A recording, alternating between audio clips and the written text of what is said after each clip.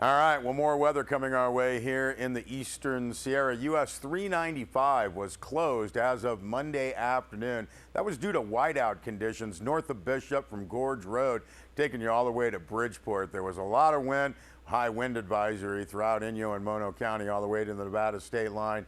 And again, with some whiteout conditions, US 395 was closed on Monday afternoon. Also, Mammoth Unified School District has already called a red day for Tuesday. No school tomorrow for Mammoth Unified School District students. Again, some, more snowy and unfortunately perhaps rainy conditions. As a matter of fact, town of Mammoth Lakes put out a press release notifying all residents and visitors that a flood watch remains in effect through Tuesday, a prolonged to moderate strong atmospheric river, the press release notes, producing rising snow levels and, yes, torrential rains through Tuesday evening. Now, there is a public service announcement on the town of Mammoth Lakes website. Rain forecast to begin with snow levels 8,000 to 9,000 feet. Unfortunately, torrential rainfall rates in the mountains predicted between 3 a.m. and 3 p.m. on Tuesday.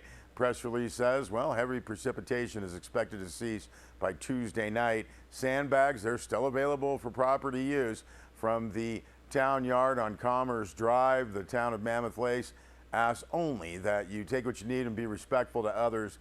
Now, if you do have reports of flooding, you're asked to call 760-965-3681. 965-3681. Prepared to leave a short, concise message. Press release notes your call will be returned in a timely manner. Obviously, in the event of emergency, you can call 911. Latest information from Caltrans always available from 511 or 800 Gas Road. They also got the website dot.ca.gov. And again, we've got a flood watch in effect for Mono County. Well, Deb Murphy filed this story for Sierra Wave Media. After 5 years of drought, the question of what to do with mass quantities of spring runoff is a welcome problem, one that Inyo County Water Commissioner Craig Patton suggested area residents can weigh in on. Patton said at last week's Water Commission meeting, we're at 244% of normal. There could be a million acre feet of runoff. Now, while Patton said the Los Angeles Department of Water and Power has indicated they'll put the water where they can get it when they need it, this may be the time to store some of it in the Owens Valley. Now, there was no shortage of suggestions from the commissioners and county water department staff, including direct water into some of the old irrigation canals that predated the Los Angeles Aqueduct, bring the water table up at 5 bridges and/or laws, described by Commission Chair Mike Prather as the mitigation orphan.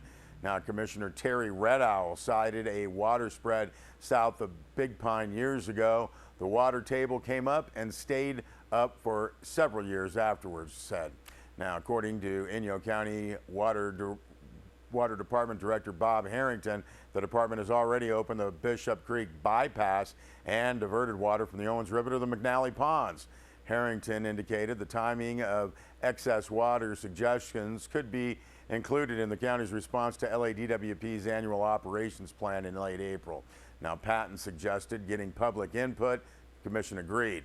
Those suggestions should be routed to Bob Harrington at bharrington@inyocounty.us. Now, the highlight of last Wednesday's meeting was a presentation by Water Department hydrologist Keith Rainville, providing a hypothesis that could explain West Bishop's recurring high water table issues.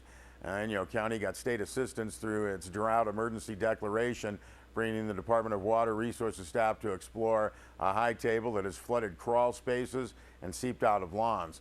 The DWR's report read like a mystery novel that failed to solve the mystery, coming to the same conclusions Harrington did when the problem reared its soggy head in the spring of 2014 and again this past year. Seepage from West Bishop's maze of ditches and ponds after the natural lining of vegetation was cleared out in the winter of 2013-2014 when the water was cut off probably caused the problem. Now, Rainville's hypothesis started with the last year of a balanced water table when water flowed year-round and seepage flowed evenly from the ditches and ponds to a depth of 40 feet, a level he described as relatively shallow for the Owens Valley's alluvial fan.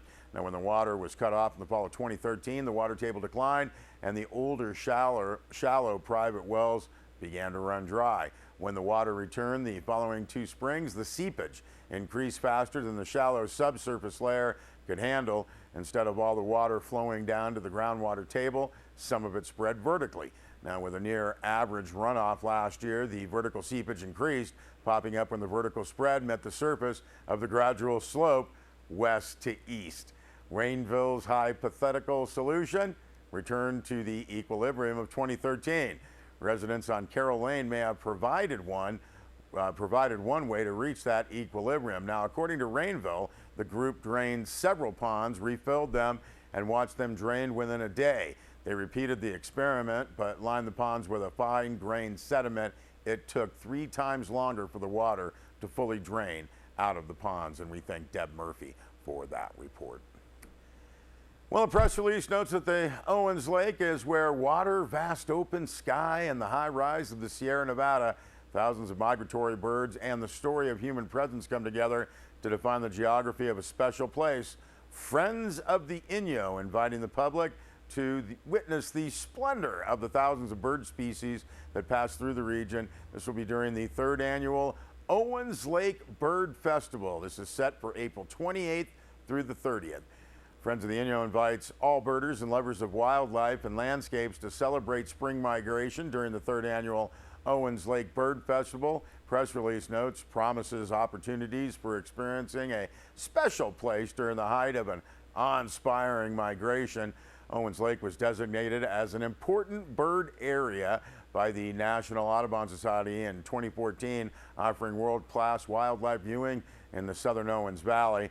Press release notes for thousands of years, migratory birds paused at Owens Lake along their annual migration between the northern and southern hemispheres. However, in the early 1900s, water diversions caused Owens Lake to go dry and migratory birds rested there to travel elsewhere. Now, through efforts by the Los Angeles Department of Water and Power, dust mitigation efforts have provided habitat opportunities on the lake bed, attracting birds to the site once more. Collaboration, the press release notes, played a key role in habitat restoration efforts, and to showcase the Owens Lake area, the annual Owens Lake Bird Festival proudly partners with the LADWP, Inyo County, as well as Audubon Society, Eastern Sierra Audubon, the Eastern Sierra Interpretive Association, as well as the Metabolic Studio.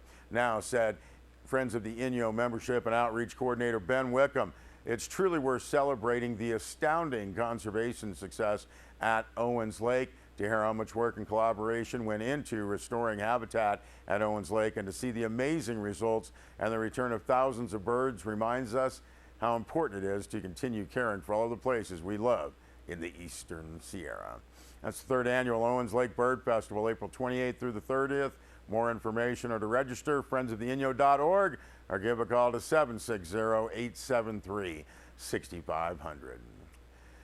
Well, back to some weather talk. With all of the snow, the town of Mammoth Lakes once again over the weekend extended its designated temporary overnight parking sites over this past weekend for lodging guests and visitors in need of parking. Now, due to the excessive snowfall in the month of January and the limited availability of hotel and condominium parking, town of Mammoth Lakes identified this time 6 locations throughout the community where, with the majority of sites conveniently located near or adjacent to transit routes. Now, visitors once again were not ticketed during their stay, but were asked to vacate the temporary overnight parking sites by no later than this morning. So the town of Mammoth Lakes, boy, trying to help out, because let's face it, there's a heck of a lot of snow in town.